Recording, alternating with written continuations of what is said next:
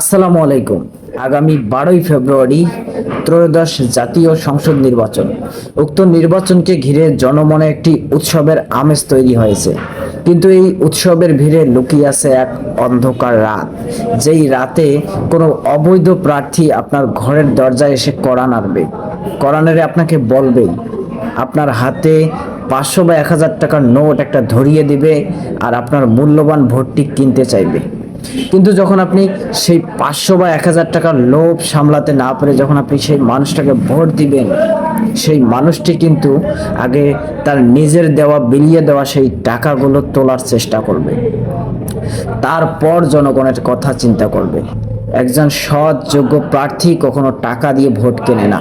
একজন সৎ যোগ্য প্রার্থী নিজের যোগ্যতায় শুধুমাত্র নিজের টাকা ব্যয় না করেও অন্যের টাকা দিয়ে তারা নির্বাচন করতে সক্ষম হয়। তো আপনাদের কাছে একটা বিষয় খুব ভালোভাবে বলার ইচ্ছা জেগেছিল, তাই এই ভিডিওটা বানিয়েছিলাম।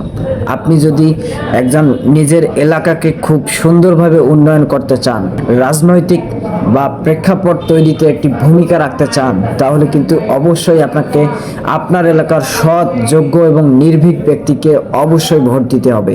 আর অবশ্যই গণভোটে কিন্তু আপনাকে হ্যাঁ ভোট দিতে হবে। আচ্ছা, আপনি কি চান একজন প্রধানমন্ত্রী দুইবারের বেশি, এক নাগাড়ে দুইবারের বেশি প্রধানমন্ত্রী হতে পারবে না? কিংবা যদি চান যে কোনো একটা নির্বাচনের আগে অবশ্যই তত্ত্বাবধায়ক সরকার লাগবে, তাহলে অবশ্যই গণভোটে হ্যাঁ ভোট দিবেন এবং দেশের এবং উন্নয়নের সাথেই থাকবেন। ধন্যবাদ।